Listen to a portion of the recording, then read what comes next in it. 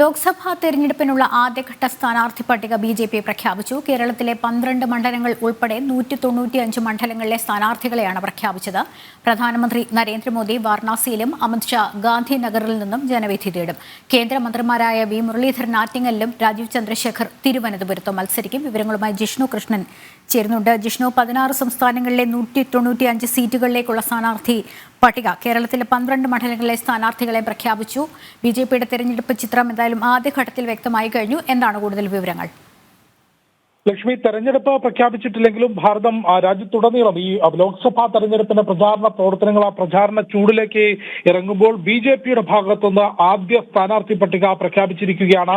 പ്രധാനമന്ത്രി നരേന്ദ്രമോദിയുടെ അധ്യക്ഷതയിൽ ചേർന്ന ബി.ജെ.പിയുടെ കേന്ദ്ര തെരഞ്ഞെടുപ്പ് സമിതി അംഗീകാരം നൽകിയിട്ടുള്ള ആദ്യ സ്ഥാനാർത്ഥി പട്ടികയാണ് ഇന്ന് ദേശീയ ആസ്ഥാനത്ത് ജനറൽ സെക്രട്ടറി വിനോദ് താവ്ഡെ പ്രഖ്യാപിച്ചിട്ടുള്ളത്. അതിൽ കേരളം ഉൾപ്പെടെ 16 സംസ്ഥാനങ്ങളിലെ 195 മണ്ഡലങ്ങളിലെ സ്ഥാനാർത്ഥികളെയാണ് പ്രഖ്യാപിച്ചിട്ടുള്ളത്. ഇതിൽ അടിസ്ഥാന ജനവിഭാഗങ്ങൾ, സാധാരണക്കാരായ ആളുകൾ, വനിതകൾ, പിന്നാക്ക വിഭാഗക്കാർ, യുവാക്കൾ ഇവർക്കെല്ലാം പ്രാധാന്യം നൽകിക്കൊണ്ടുള്ള പട്ടികയാണ് ആദ്യഘട്ടത്തിൽ പുറത്തിറക്കിയത് എന്നുള്ളത് ജനറൽ സെക്രട്ടറി വിനോദ് താവ്ഡെ ആദ്യം തന്നെ വ്യക്തമാക്കിയിരുന്നു. പ്രധാനമന്ത്രി നരേന്ദ്രമോദി വാരണാസിയിലും ആഭ്യന്തരമന്ത്രി അമിത്ഷാ ഗാന്ധിനഗറിലും പ്രതിരോധ മന്ത്രി രാജ്നാഥ് സിംഗ് ലക്നൌവിലും ജനവിധി തേടുമൊപ്പം കഴിഞ്ഞ തവണത്തേതിന് സമാനമായി അമേഠിയിൽ ഇത്തവണയും സ്മൃതി ഇറാനി തന്നെയാണ് ബി.ജെ.പിക്ക് വേണ്ടി കളത്തിലിറങ്ങുന്നത്. കഴിഞ്ഞ തവണ നമുക്കറിയാം വലിയ ഭൂരിപക്ഷത്തിൽ അമേഠിയിൽ കോൺഗ്രസിന്റെ കോട്ടയായിരുന്ന മണ്ഡലത്തിൽ നിന്ന് രാഹുലിനെതിരെ വിജയിക്കാൻ സ്മൃതി ഇറാനിക്ക് സാധിച്ചിരുന്നു. ഒപ്പം കേരളത്തിലെ 12 മണ്ഡലങ്ങളിലെ സ്ഥാനാർത്ഥികളെയും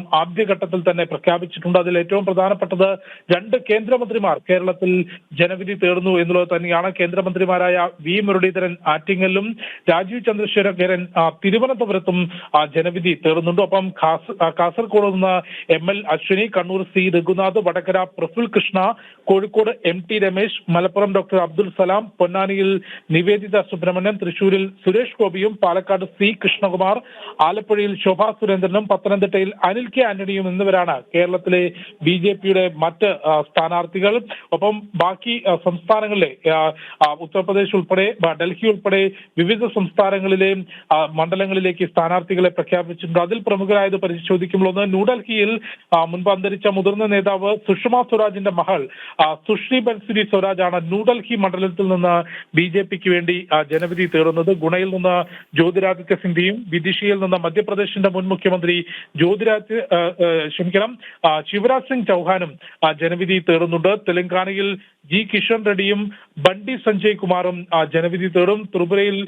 ത്രിപുര വെസ്റ്റിൽ ബിപ്ലവ് കുമാർ ദേവാണ് ജനവിധി തേടുന്നത്. ഒപ്പം വിവിധ സംസ്ഥാനങ്ങളിൽ രാഷ്ട്രീയ സമവാക്യങ്ങൾ പരിശോധിച്ചുകൊണ്ട് പുതിയ മുഖങ്ങൾക്ക്, യുവാക്കൾക്ക് കൂടി അവസരം നൽകിക്കൊണ്ടാണ് ബി.ജെ.പിയുടെ സ്ഥാനാർത്ഥി പട്ടിക ആദ്യഘട്ട പ്രഖ്യാപനം ഇപ്പോൾ നടന്നിട്ടുള്ളത്. ബി.ജെ.പിയുടെ ദേശീയ ആസ്ഥാനത്ത് ന്യൂഡൽഹിയിൽ ദീൻദയാൽ ഉപാധ്യായ മാർഗിലെ ദേശീയ ആസ്ഥാനത്ത് ദേശീയ ജനറൽ സെക്രട്ടറിയാണ് ഇത്തരത്തിൽ ആദ്യ സ്ഥാനാർത്ഥി പട്ടിക പുറത്തിറക്കിയിട്ടുള്ളത്. ലക്ഷ്മി, ജിഷ്ണു കൃഷ്ണനാണ് വിവരങ്ങൾ നൽകിയത്.